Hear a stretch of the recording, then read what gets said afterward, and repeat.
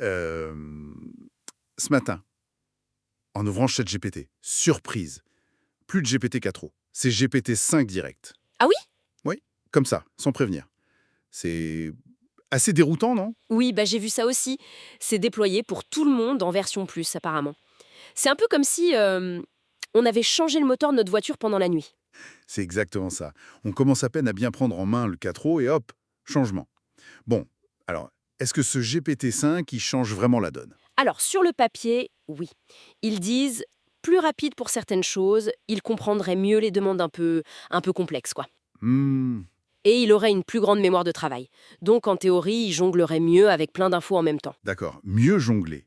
Mais pour une PME, au quotidien, ça veut dire quoi concrètement? Prenons un exemple typique. La gestion du planning d'une équipe. Ah oui, Imagine, t'as 15 personnes, les congés, les RTT, les contraintes de qui doit être là, qui peut pas être là en même temps. C'est souvent l'enfer. l'enfer, oui. Ça prend des heures et on se plante facilement. Voilà. Eh bien, avec GPT-5, l'idée, c'est de lui donner toutes ces infos. Les gens, les dates, les règles, genre minimum 5 personnes présentes, pas plus de 3 juniors en même temps, ce genre de choses. Et il te sort un planning. Il peut te proposer un planning, oui. Un truc cohérent, équilibré, voire même un visuel, un diagramme de Gantt, beaucoup plus vite qu'à la main. Intéressant. Mais attends, le temps de lui donner toutes ces règles correctement, sans rien oublier, est-ce qu'on ne perd pas le bénéfice de la rapidité? C'est une vraie question. La préparation, le briefing de l'IA, ça reste clé, c'est sûr. Mais là où GPT-5 semble meilleur, c'est pour recalculer. Recalculer. Oui, si quelque chose change, un arrêt maladie imprévu par exemple, tu lui dis et hop, il ajuste le planning en tenant compte de toutes les règles de départ. Apparemment, il serait plus fiable là-dessus quand il y a beaucoup de règles. Ok. Fiable pour le complexe, je vois. Mais bon, pour une PME qui s'en sert pour des trucs plus simples, genre rédiger un mail, chercher des idées de poste pour les réseaux, Oui. est-ce que le gain est si évident? Est-ce que ça vaut le coup de se réadapter à un nouveau outil? Pour ces usages plus basiques, franchement, la différence sera sans doute moins flagrante. C'est clair. D'accord. L'intérêt de cette évolution, c'est plutôt le potentiel de passer d'un simple assistant à un outil qui pourrait gérer des processus un peu plus longs, avec plusieurs étapes, plusieurs contraintes. C'est là que le gain de temps pourrait devenir vraiment significatif. Oui, mais cette capacité accrue, ça n'augmente pas aussi les risques? Je veux dire, les erreurs, les réponses un peu bizarres, ça existe toujours, non? Ah, mais complètement.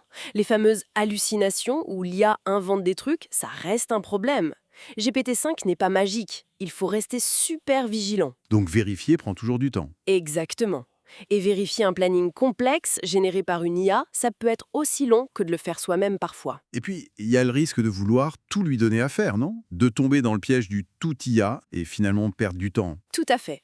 Le risque de l'outil qui devient chronophage existe.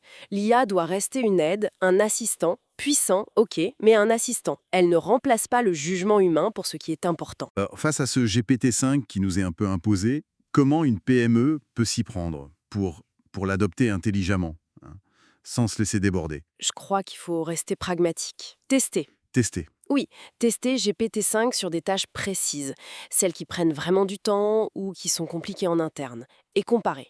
Vraiment comparer. Est-ce que ça va plus vite? Est-ce que la qualité est meilleure? Et noter ce qui marche. Tester, comparer et surtout garder son esprit critique.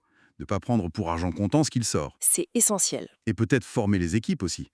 Savoir bien lui parler, savoir vérifier, ça devient une compétence en soi, non? Absolument. Apprendre à bien prompter, comme on dit, et à évaluer la réponse, c'est la base pour en tirer quelque chose d'utile. Donc en résumé, GPT-5, ça ouvre des pistes intéressantes pour gagner du temps sur des tâches complexes. Mais voilà, le gain réel, ça dépendra vraiment de comment on l'utilise. Faut que ce soit ciblé, mesuré et contrôlé.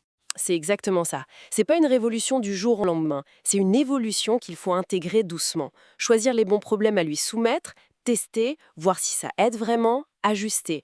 L'idée, c'est pas de tout lui filer, mais de l'utiliser là où ça apporte vraiment quelque chose. Voilà, c'est plus nuancé comme vision. Il faut l'apprivoiser, quoi, avec discernement. Et pour finir, peut-être une question à se poser chacun. Si cet outil peut vraiment nous aider sur les plannings, le suivi de projet ou même la relation client, combien d'heures par semaine ça pourrait libérer dans notre propre activité? Ça mériterait peut-être de faire le test, non? Juste pour voir. Merci d'avoir écouté cet épisode du podcast Horizon Duo. Si vous avez aimé, abonnez-vous, partagez ou parlez-en autour de vous. Retrouvez tous les épisodes sur Spotify, YouTube ou directement sur horizonduo.net. À très vite pour un prochain épisode.